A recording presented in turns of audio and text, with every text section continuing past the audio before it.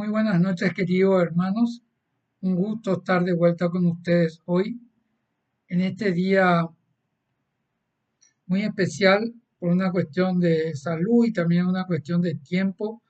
No pude hacer el vivo, pero estoy aquí. Vamos a compartir igual esta charla.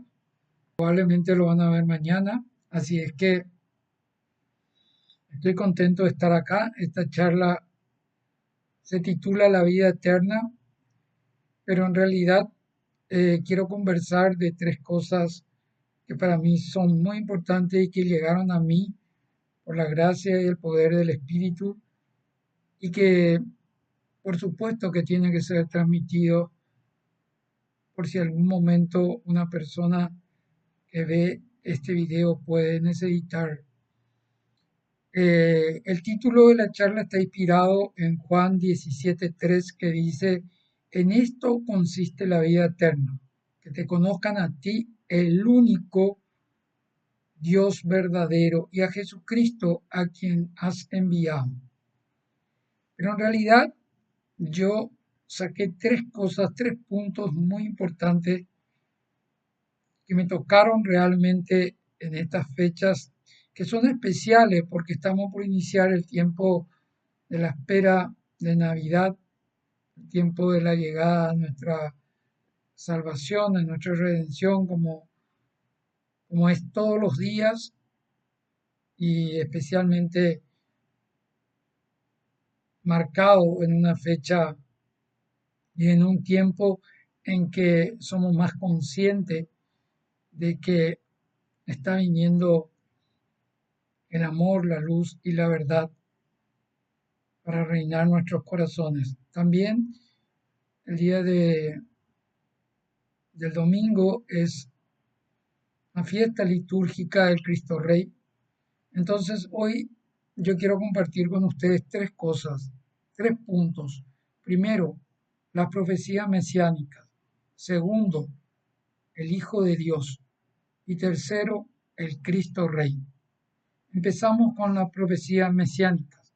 Las profecías mesiánicas en realidad son todos los libros del Antiguo Testamento que van preparando la venida del Hijo de Dios, ¿verdad? Y sobre estos libros hay muchísimas profecías que hoy no lo podemos repetir, no podemos ni siquiera nombrar algunas, porque realmente son demasiadas profecías del Antiguo Testamento que nos llevan a la venida de Dios, amor hecho hombre en la tierra por amor a sus hijos y a todas sus criaturas. Bien, pero para tocar este punto rápido, quiero compartir con ustedes algunos, algunos textos, algunas características que me parecen muy importantes de las profecías mesiánicas y enseguida espero que entendamos por qué. Punto uno, la descendencia de mujer. Isaías 7:14 y Génesis 3:15 predicen que el Mesías nacerá de una mujer o rompiendo la línea de descendencia paternal, ¿verdad?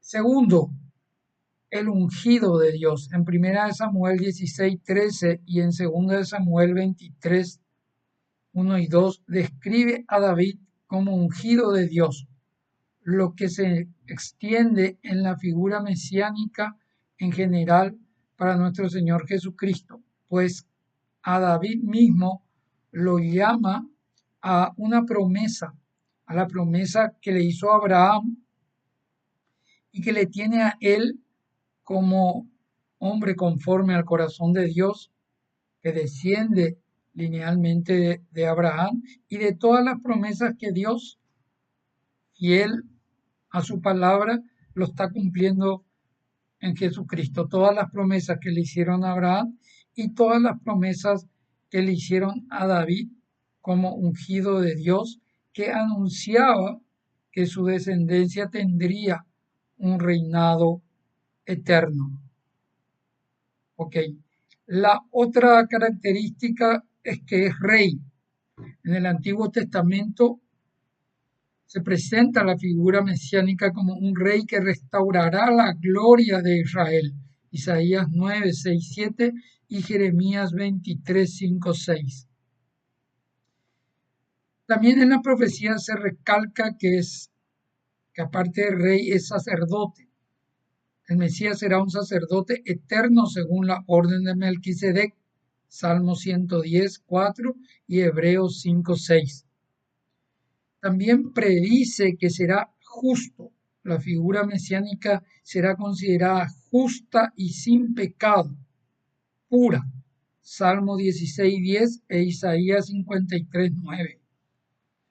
Que será el Salvador. El Antiguo Testamento predice que el Mesías traerá la salvación a Israel y a las naciones. Isaías 42, del 1 al 9, 49, 6 y 53, 5. También predicen que será la fuente de bendición. La figura mesiánica será la fuente de bendición para todas las naciones, según el Génesis 12, 3 y 18, 18. Prefigurado en sus antecesores. El Antiguo Testamento presenta la figura mesiánica como preconfigurada en figuras anteriores, teniendo como ejemplo Adán, Noé, Abraham, Isaac y David, quienes representan diferentes aspectos de esta obra mesiánica que tiene su cumplimiento en Jesús Cristo, nuestro Rey y Salvador. En resumen, para terminar este primer punto, la figura mesiánica prevista en el Antiguo Testamento es una persona que nace de una mujer, que es ungida por Dios, que es ungida como rey y ungida como sacerdote, que es justa y pura, sin pecado. Además es salvador, es fuente de bendición.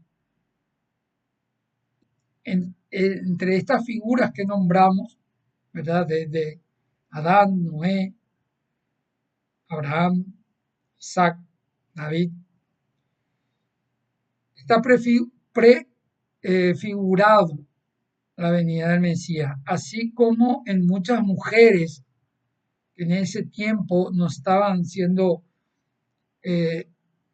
no estaba siendo tenida en cuenta, y como este Mesías que anuncia el Antiguo Testamento nace de una mujer,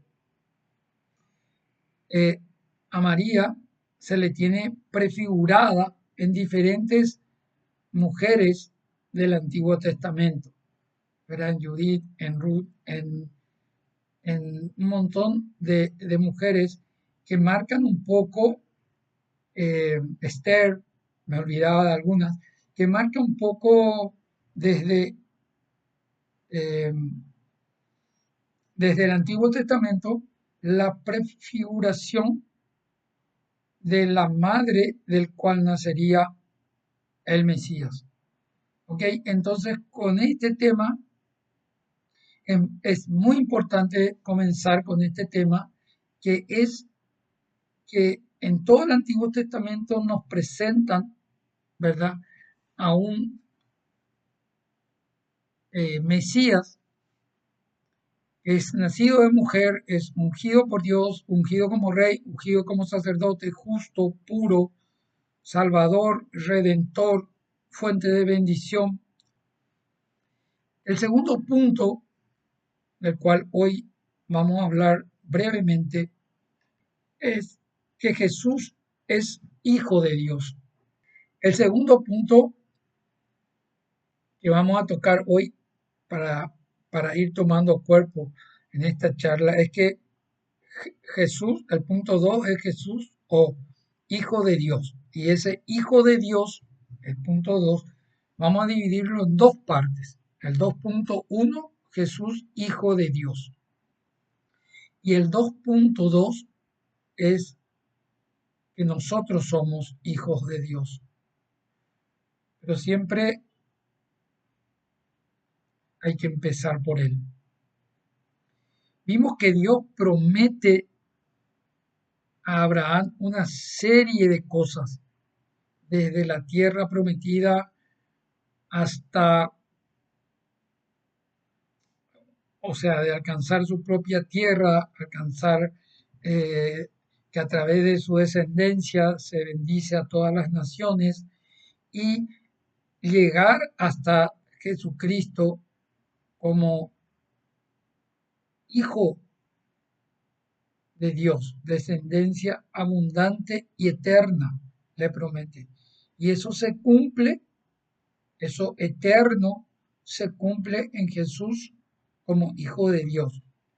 Eso ya estaba prometido a David, que su descendencia vendría un rey cuyo reino no tendrá fin. Eso está en 2 Samuel 7 del 8 al 16, que no lo leo por cuestión de tiempo, ¿verdad? Pero esa promesa es de cumplimiento, ¿verdad? Es de cumplimiento, así como otras que vimos en la primera parte, por ejemplo, eh, la de Daniel dice, miren, respondió el rey, veo a 4 hombres sueltos que se pasean en medio del fuego sin sufrir daño alguno, y el aspecto del cuarto es semejante a un hijo de Dios. Fíjense lo que es una profecía del Antiguo Testamento, o sea, no es profecía, esto es una parte del Antiguo Testamento en el libro de Daniel. El Salmo 2.7 dice, ciertamente anunciaré el decreto del Señor, que me dijo, mi hijo eres tú, yo te he engendrado hoy. Y así hay una serie de lecturas que me gustaría comentarle algunas, pero no voy a poder leerle todas. Me voy a leer lo más importante. Mateo 3:17 dice, se oyó una voz en el cielo que decía, este es mi hijo amado, en que he puesto confianza, en que me complazco. Y acercándose el tentador, Mateo 4:3, le dijo, si eres hijo de Dios, ordena a esas piedras que se conviertan en pan. Esto tiene mucha, también en el mismo Mateo 4, en la misma escritura, dice, si eres el hijo de Dios, lánzate abajo, pues escrito está que sus ángeles te encomendará. Y esto tiene mucho que ver porque cuando los judíos le crucifican a Jesús, ellos mismos le dicen, si eres el hijo de Dios, bájate de la cruz, ¿verdad? Es como que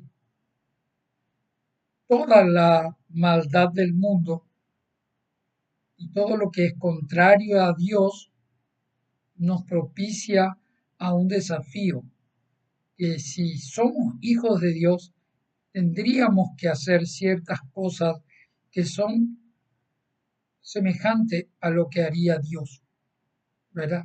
Pero no necesariamente Dios lo haría aquí en la tierra. Mateo 8:29 dice, y gritaron, ¿qué hay entre tú y nosotros, hijo de Dios? ¿Has venido aquí para atormentarnos antes de tiempo? Esto lo relata un hombre que tenía una legión de demonios adentro y le reconoce a Jesús como hijo de Dios. Mateo 11:27 dice, todas las cosas me han sido entregadas por mi Padre, y nadie conoce al Hijo sino el Padre, y nadie conoce al Padre sino el Hijo, y aquel a quien el Hijo se lo quiera revelar. Mateo 14, seguimos a Mateo, algunos más. Entonces los que estaban en la barca le adoraron diciendo, en verdad eres el Hijo de Dios. Simón Pedro, cuando él le pregunta, ¿y ustedes quién dice que soy? Le responde, tú eres el Mesías, el Hijo de Dios viviente, Mateo 16, 16. Y tenemos, yo aquí mismo, a ver, 2, 4, 6, 8, 10, 12, 14, 16, 18, 20, 22, 24, 26, 28, 28 citas que yo elegí para compartir con ustedes y si puedo algunas las voy a poner en la transmisión y si no, bueno, voy a saltarme y voy a ir a lo que queremos transmitir, ¿verdad? Hebreos 1:2 que dice en estos últimos días, o sea que Dios siempre nos habló por los profetas, pero en estos últimos días Dios nos habla por su Hijo, a quien constituyó heredero de todas las cosas, por medio de quien hizo también todo el universo.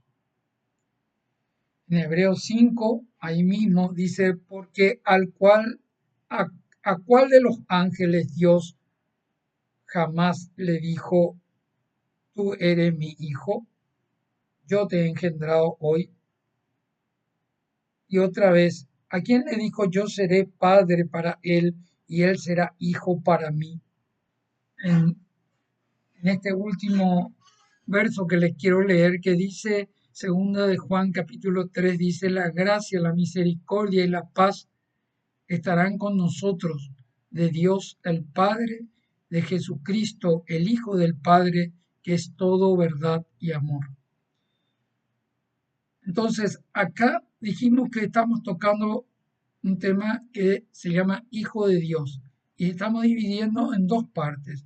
Jesús, Hijo de Dios, como lo afirman todos los profetas predecesores, como lo afirma él mismo y como lo afirman sus apóstoles, en que se dan cuenta hasta sus enemigos, hasta los demonios, ¿verdad? Se dan cuenta perfectamente que él no es solo un profeta o no es solo un Mesías, entre comillas, o no es solo un hijo de hombre, que también lo es, sino que es hijo de Dios. Y eso tiene una trascendencia brutal en lo que estamos viendo hoy. Y vamos al punto 2.2, en que nosotros somos hijos de Dios también. Dios tiene un solo hijo, es increado, que es Dios mismo, pero como hijo del Padre, pero es Dios, es increado. En cambio, nosotros somos hijos de Dios por adopción, por un evento, por un mandato, ¿verdad? De recibirle a Jesús como Dios mismo. Entonces nos hacemos partícipes de eso. Y vamos a verlo ahora con algunas lecturas, pero como hijos de Dios, ¿qué es lo que buscamos? Llamándonos hijos de Dios. Bueno, nos ayuda a descubrir nuestra propia identidad. Eso es mucho, digamos, en este tiempo, para el lugar en que estamos, para nuestra salud mental, para nuestra misión en la vida. Dos, nos ayuda a descubrir nuestro propósito en esta vida, en esta tierra, en este viaje. Tres, nos ayuda a transformar nuestra manera de pensar, porque debemos de cambiar, de pasar a pensar que somos una criatura de Dios o que hemos evolucionado de la nada, a pasar a ser hijos de Dios, a pensar como somos hijos de Dios. Y esto nos ayudará a vivir como un hijo de Dios. ¿Para qué? Porque esto nos ayudará a la salvación de nuestra alma. Y ahí quería llegar. ¿Salvación de qué? Bueno, nuestra alma viene a la tierra ¿verdad?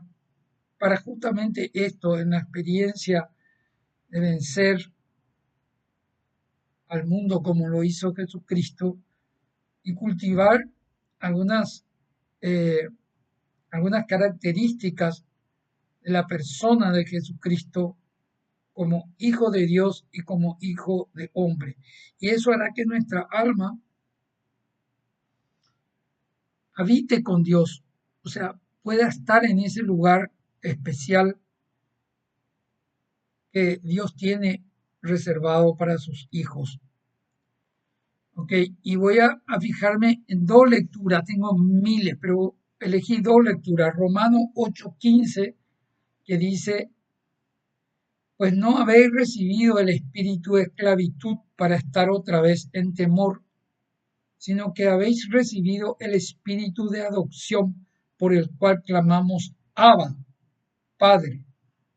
El espíritu mismo da testimonio a nuestro espíritu de que somos hijos de Dios, y si hijos, también herederos, herederos de Dios y coherederos con Cristo, si es que padecemos conjuntamente con Él, para que conjuntamente con Él seamos glorificados. Acá en esta lectura está todo la gracia y el poder que nos da para la salvación de nuestra alma, entender que Jesús es Hijo de Dios y que nosotros, los que le aceptamos a Él, somos hijos de Dios. Y la otra lectura que elegí es Juan, primera de Juan, mejor dicho, 3, que dice, mira cuán grande es el amor que nos ha dado el Padre para que seamos llamados hijos de Dios. Por esto el mundo no nos conoce, porque no le ha conocido a Él. Amados, ahora somos hijos de Dios y aún no se ha manifestado lo que llegaremos a ser, pero sabemos que cuando Él se manifieste, seremos semejantes a Él, porque lo veremos tal como Él es. Y todo aquel que tiene esta esperanza en Él se purifica a sí mismo, así como Él es puro.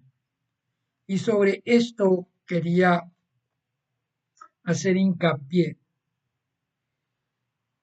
O sea, si en la monarquía, aquí en la tierra, uno nace de un rey,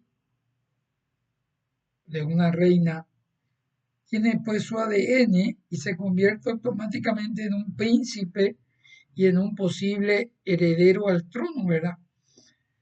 Pero hay un camino que recorrer, un camino que tiene sus pros y sus contras y tiene sus ventajas, ¿verdad? Porque tiene unos beneficios de riqueza, de vida bien educada, bien acomodada,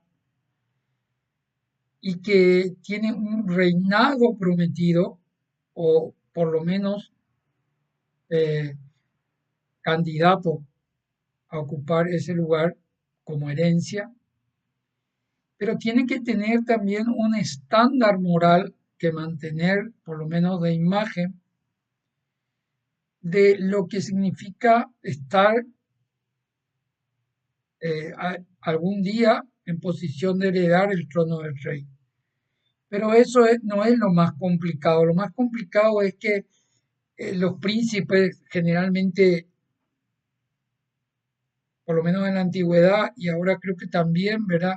No está tan marcado en este momento el tema monárquico acá, ya no es más así en este momento, pero anteriormente los príncipes eran todo objeto de atentados, eran de terribles homicidios, era peligroso en todo momento corría peligro su vida, ¿verdad? Y eran personas muy, pero muy hostigadas, trabajadas dentro de la realeza para moldear su carácter, ¿verdad? Entonces, la vida cristiana no es muy diferente a lo que era realmente la monarquía anteriormente y lo que sería el hijo de un rey o el príncipe heredero. Ahora tenía que trabajar toda su persona moralmente en ciertos estándares que le alcanzaba para algún día tomar la posición de rey, cuando eso corresponda, ¿verdad? Pero ese camino era difícil y era peligroso y era lleno de obstáculos, ¿verdad? Que, por ejemplo, vamos a decir, se conoció en la historia algunos príncipes que tenían dificultad para hablar, otros que tenían dificultad para aprender, otros que eran muy violentos, otros que eran muy sagaces y malos, ¿verdad? Y todo tenía que ser re- reeducado o tendría que ser cambiada en ese sentido la línea hereditaria, ¿verdad? Entonces, hay un tema acá que es una metáfora, pero que es real, porque Dios siendo rey, Jesús siendo rey, y nosotros siendo hijos de Dios por adopción, nos convertimos en herederos, dice, ¿verdad? Y en coherederos, mejor dicho. Entonces, finalmente, esta alegoría nos muestra que vamos a tener ciertas ventajas como hijos de Dios, pero vamos a tener más dificultades porque nuestro carácter tiene que ser moldeado a semejanza del rey, tiene que ser trabajado. En aquel entonces, por una cantidad de cortesanos y maestros, y hoy en día por la vida misma, por, por, por el mundo, por los problemas del mundo, así como nuestros propios deseos, que deben pasar por el fuego o por la cruz del día a día para poder llegar a ser semejante a Él. Entonces, eh, hay una razón de esto, que lo dice en la segunda lectura que leí. La razón de esto es el amor de Dios. Esa es la causa por el cual nosotros somos llamados hijos de Dios. Mira cuánto amor nos ha dado el Padre para que seamos llamados hijos de Dios. Y siendo enemigos, dice Romanos 5:10, fuimos reconciliados con Dios por la muerte de su Hijo. Por su Hijo en mayúscula es que ahora podemos ser hijos de Dios en minúscula, dice la palabra. El Hijo de Dios tuvo que hacerse hombre para que los hombres pudieran ser hijos de Dios. Entonces, eh, es incontable, ¿verdad? El amor que Dios nos tiene, es inimaginable que por ese amor Dios se hizo hombre, se anonadó, se rebajó, renunció a su divinidad para, por obediencia a Dios Padre, ir a una muerte ignomina, ir a una muerte en cruz, como lo dice la Escritura, ¿verdad? Es un amor que nosotros los seres humanos casi no nos podemos imaginar, no podemos entender, ¿verdad? Entonces, ¿cuál es la clave de esto? ¿Cuál es la clave para ser hijo de Dios? Y dice Juan capítulo 1, dice, versículo 12, dice, pero a los que le recibieron, a los que creen en su nombre, le dio potestad para ser hechos hijos de Dios. Eso no es poca cosa, ¿no? Vimos que Jesús es hijo de Dios, vino como hijo de Dios a la tierra, como hijo, como Dios mismo, como hijo de Dios y se llama a sí mismo también hijo de hombre porque nació de una mujer, ¿verdad? Entonces, todos nosotros, por adopción, no todos, no todos, ¿verdad? Solamente los que creen y los que le reciben a Jesús como hijo de Dios, pasan a ser parte de la familia de Dios como hijo de Dios también adoptivo. Y esto es lo más grande, ¿verdad? Que Dios desde el inicio, desde el origen, estamos viendo, Él tiene un plan, pero un plan que se desarrolla en la libertad de sus criaturas más amadas y más queridas, que son, que somos nosotros, los seres humanos. O sea, al principio existía solamente Dios, uno trino, nada más que eso. Luego, según el Génesis y según toda la teología, Dios crea a los ángeles, ¿verdad? Pero esos ángeles no tenían la potestad de, de ser también creadores y de ser también muy, digamos, sí, co-creadores, ¿verdad? No tenían esa capacidad. Entonces, Dios hace su obra perfecta creando al ser humano un poco inferior a los ángeles, dice, pero que luego gobernarán con él. O sea, Dios crea al ser humano a imagen y semejanza suya, pero le otorga esa libertad de que aquellos ángeles que no aceptaron la voluntad perfecta de Dios y quisieron ser como Dios, fueron mandados a la tierra para que cumplan ese papel de que en la vida terrenal, en este viaje terrenal, empiecen a tratar con la libertad de los seres humanos creados por Dios, ¿verdad? Para que no elijan la luz, la verdad, el amor, y para que se desvíen de ese propósito al cual debe llegar para, como hijo de Dios, estar en la casa del Padre, estar en el lugar de paz, de reposo, de la tierra prometida y estar enamorada eterna.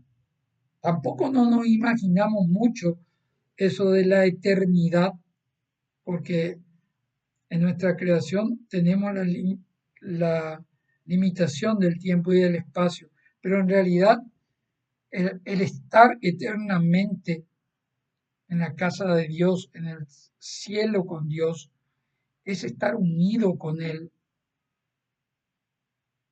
con algo que es eterno, que trasciende el tiempo y el espacio. Entonces, esto, esto tiene un valor único en el camino a la salvación, ese valor único de ser llamado hijo de Dios, ¿verdad? Y que Cristo abrió ese camino, Él recibió los insultos, los maltratos, Él recibió todo por amor a nosotros, para que nosotros seamos también hijos de Dios, ¿verdad? Él fue a la cruz recibiendo golpes, Él no bajó de la cruz siendo hijo de Dios, Él no convirtió la piedra en pan, Él no se tiró de la punta del templo, siendo hijo de Dios, y el demonio le decía, si eres hijo de Dios, los judíos le decían, si eres hijo de Dios, bájate de la cruz. Y Jesús, al quedarse en la cruz por amor a nosotros los seres humanos, que creyendo que Él por amor, que Él es hijo de Dios y por amor a nosotros, derramó su sangre, recibió los azotes y fue muerto en la cruz, entonces nos hace a nosotros hijos de Dios, coherederos con Él, ¿verdad? Hijos adoptivos porque aceptamos que Jesús es Dios y es hijo de Dios. Pero eh,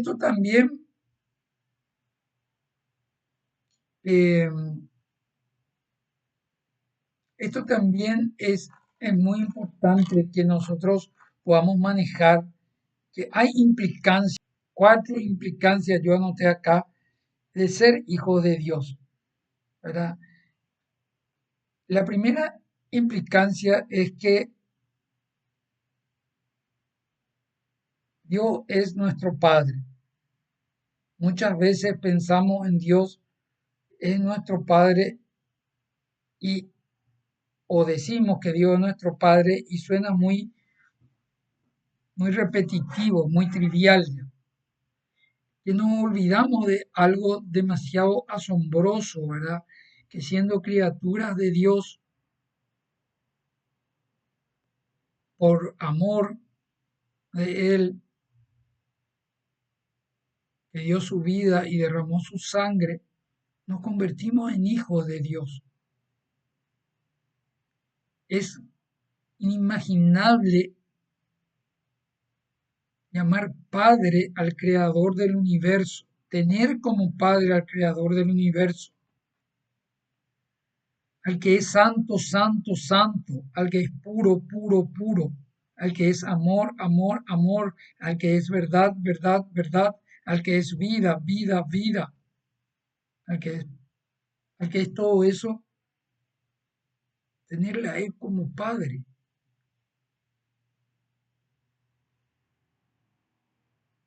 Es demasiado grande esa potestad y esa implicancia implica que debemos ser purificados por este camino que estamos viviendo, en este viaje que estamos viviendo, para ser dignos a vivir en la casa del Padre, dignos hijos. Debemos ser corregidos, digamos, en nuestra... La segunda implicancia que yo anoté acá es el parecido genéticamente, tal vez el color de la piel, la nariz, el habla, el comportamiento de un padre con un hijo terrenal, ¿verdad?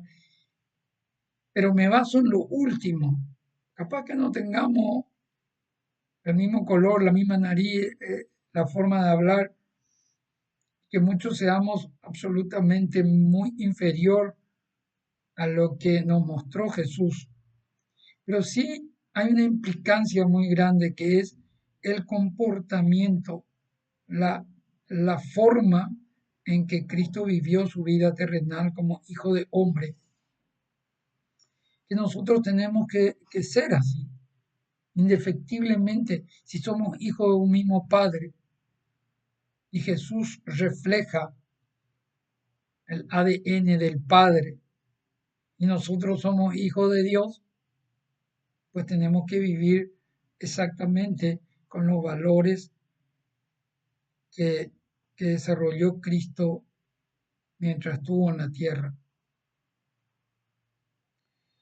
En Juan 1, en primera de Juan 2:29 dice, si sabéis que Él es justo, sabed también que todo lo que Él hace es justicia, y sabéis que habéis nacido de Él. Un hijo debe parecerse al padre. Entonces, la siguiente implicancia es que al ser nosotros hijos de Dios, digamos, somos hermanos adoptivos de Cristo Jesús, porque Él mismo es hijo de Dios, y eso hace de que todos seamos hermanos, todos somos hermanos, el bueno, el malo, el que nos agrede, el que nos hace mal, porque hay un solo Hijo directo de Dios, que es Dios mismo, que se hizo hombre, pero nos adoptó a todos en la misma familia, nos metió en la misma familia, a todos los que le aceptamos a Jesucristo como Dios. Por lo tanto, somos hermanos. Y esa hermandad que nos une es un don de Dios. Algunos le llaman la piedad, el don de la piedad, pero que en realidad no podemos estar bien cuando nuestros hermanos están mal. No podemos estar, digamos, en la opulencia cuando nuestros hermanos están en la indigencia. No podemos. Somos una familia. Y esa es la iglesia de Jesucristo. Y también, por último, dice, el mundo odia a Dios. O sea, el mundo nos odia a nosotros por ser hijos de Dios, pero le odia a Dios porque no le conoce, ¿verdad? Entonces, aquellas personas que no le conocen a Dios, pues también nos deben odiar o perseguir o no entender a los que somos hijos de Dios. Por eso es que tenemos tantos ataques, ¿verdad? Y como dije en la charla anterior, la batalla espiritual es aérea, es mental, estamos siendo atacados todo el tiempo mentalmente, porque el mundo no le conoce, el mundo de hoy no le conoce a Dios, que es nuestro Padre, y cada vez se aleja más de aceptar a Jesucristo como Dios mismo, como Hijo de Dios. Por lo tanto, si el mundo no conoce a Dios, no nos conoce a nosotros. Y el último punto dice, amados, ahora somos hijos de Dios y aún no se ha manifestado lo que hemos de ser, pero sabemos que cuando Él se manifieste, seremos semejantes a Él porque le veremos tal como es. Esto es increíble porque San Juan nos está hablando de un pasado, un presente y un futuro al mismo tiempo en una carta que escribió, digamos, entre los 80 después de Cristo. Él está hablando totalmente atemporal, no existe el tiempo acá, ¿verdad? Solamente que nos dice que aún somos hijos de Dios, pero aún no se ha manifestado lo que llegaremos a ser. O sea, ¿qué hay más que ser hijo de Dios? ¿Verdad? Porque cuando Él se manifieste, dice, seremos semejantes a Él porque lo veremos como Él es. Imagínense, eh, he visto algunas películas del oeste en donde le torturaban a la gente abriéndole los ojos o cosiéndole los párpados y haciendo mirar al sol, que en una hora se quedaban ciegos en el desierto, digamos. Y eso es mirarle a Dios, mirarle, si no podemos aguantar mirar al sol, pero la luz de Dios es 10.000 veces a la 10.000 potencia de lo que es el sol, ¿verdad? Y lo veremos tal como es. ¿Qué quiere decir Juan en esta carta? Que lo veremos, que nos manifestaremos, o sea, que llegaremos a ser otra cosa más que hijos de Dios, porque viviremos con Él, unidos con Él eternamente y gobernaremos con Él. ¿A qué se refiere que lo veremos tal como es?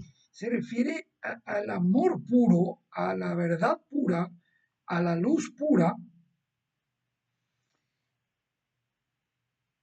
eh, en, en su esencia.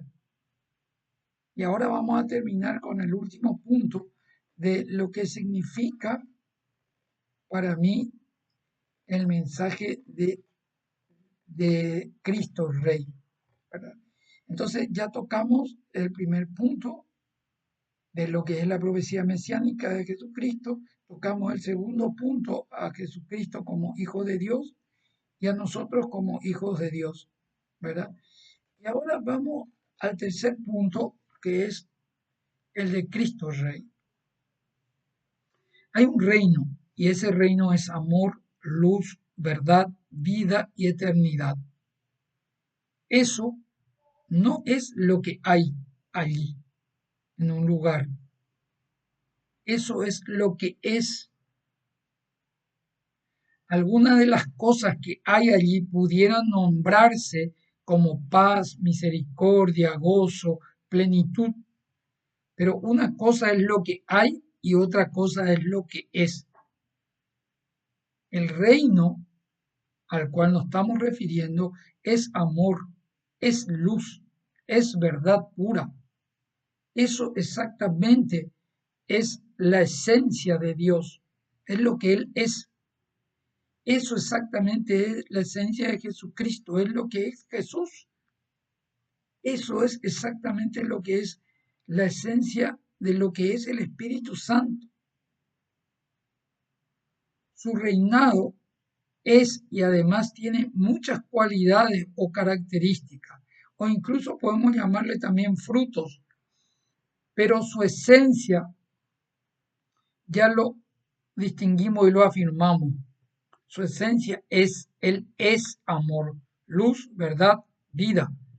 Ya, eso se refería cuando le dijo a Moisés, yo soy el que soy, llámame así, el yo soy, que es lo que significa Yahvé, ¿verdad?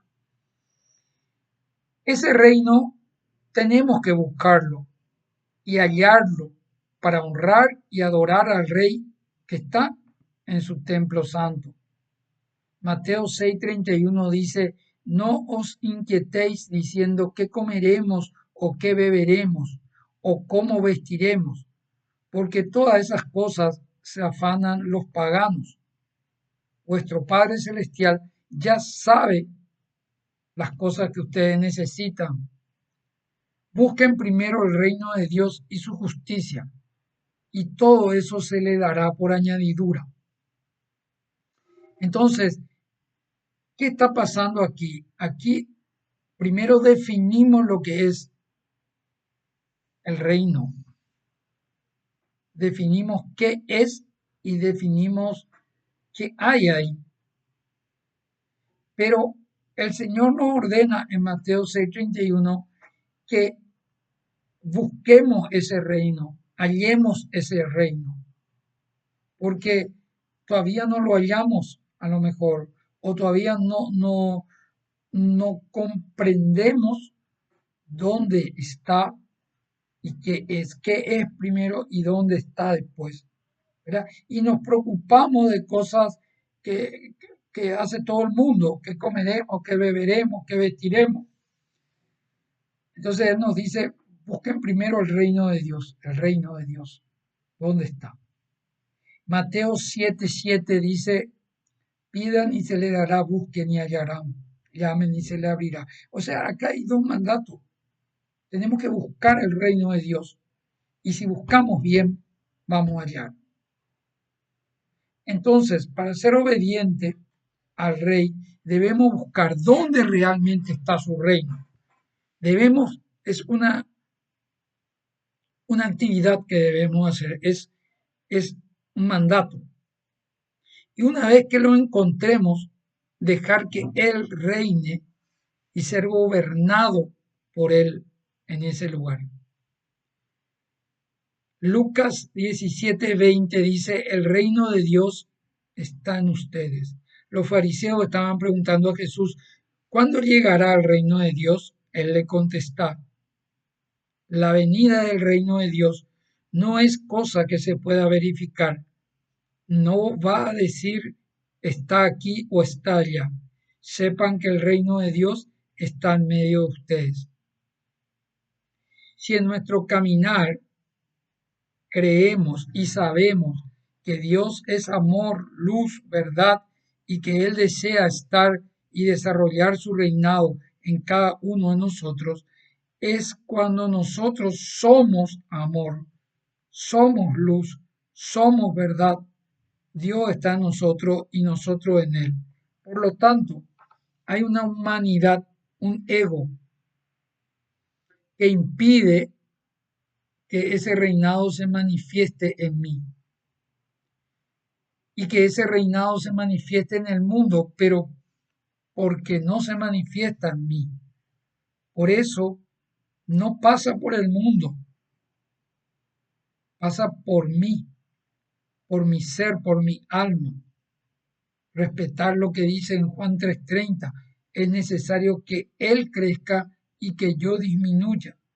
Entonces, ¿por qué preocuparnos por las teorías conspirativas y porque el tiempo está, porque llega el fin del mundo y el mundo está mal y hay demasiadas cosas malas que están pasando en este momento, sino que preocuparnos en hacer algo como agente, como siervo, como esclavo de un amo, de un señor, de un padre, que nos pide que en su reinado, en mi interior, yo soy el templo santo, en mi interior, en mi cuerpo, en mi alma, en mi mente y en mi espíritu, mi ego humano vaya cediendo espacio al amor, a la luz, a la verdad, cada día un poco más.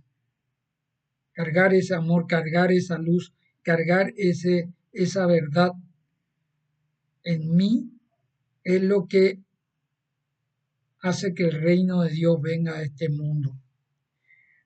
Hallar el reino de Dios, el Cristo Rey que gobierna mi vida, es para mí ser consciente que si el amor, la luz y la verdad crece en mí día a día, ese reino está cerca. Tan cerca está a una intención, a un pensamiento, a un sentimiento o a una acción de mi ser. Entonces podré gritar, Cristo es mi Rey, mi Señor, mi Dios, mi Salvador y mi Redentor. Él vive y gobierna mi vida. Que venga a nosotros su reino. El Espíritu y la Iglesia dicen, ven, Maranatá, Señor Jesús, viva Cristo Rey. Lo digo de nuevo. Hallar el reino de Dios, el Cristo Rey que gobierna mi vida, es para mí ser consciente que si el amor, la luz y la verdad crece en mí día a día, ese reino está cerca. Tan cerca está que es a una intención, a un pensamiento, a un sentimiento, a una acción de mi ser. Entonces podré gritar, Cristo es mi Rey, mi Señor, mi Dios, mi Salvador, mi Redentor. Él vive y gobierna mi vida. Que venga a nosotros tu reino. El Espíritu y la Iglesia dice, ven, Maranatá, Señor Jesús, viva Cristo Rey. Queridos hermanos, queridas hermanas, en estas fiestas, en este ciclo de vida que nos toca vivir en un mundo álgido y casi alejado del reinado de Cristo, Él nos llama a ir creciendo nosotros en verdad, en amor, en luz, en nuestro interior, en esa tierra prometida que es vivir en unión con Él permanentemente. Un hijo con un padre unido eternamente. Y en estas fechas, el domingo se celebra Cristo Rey y se prepara para la venida, que tengamos, ¿verdad?, nuestro interior preparado para decir, Cristo vive y gobierna mi vida. Maranatá, Señor Jesús. El Espíritu y la Iglesia dicen, ven, que viva Cristo y su reinado en mi corazón y en mi vida, para que se haga siempre su voluntad y en esta tierra. Gobierne pronto y se instale pronto el reinado justo del Mesías. Hay tantos pedidos de oración, oro especialmente hoy por mi hermana Felicita, para que alcance esa salud física y espiritual que anhela su corazón, por Derlis, por Mirta, por Ana Isabel, también por Nelson, y en fin, por un pedido largo de oración que iremos seguramente escribiendo a lo largo de esta charla, y también posteriormente pedimos para que la mano del Señor Jesús, a quien le toque ver esto en cualquier momento de su vida, pueda transmitirle esa paz, ese amor, esa luz, ese amor, esa luz, esa verdad en su interior, y que pueda realmente sentir esa unión de padre e hijo, y que pueda estar con él, y que él pueda, por sus santas llagas, sanarnos, salvarnos, mejor dicho, sanarnos y liberarnos. Gracias, querido hermano, que Dios le bendiga ricamente hoy, que haga brillar su rostro sobre cada uno de ustedes y le conceda la paz verdadera. Shalom, querido hermano. Nos encontramos el próximo jueves, Dios mediante. Que tengan una bendecida semana. Gracias.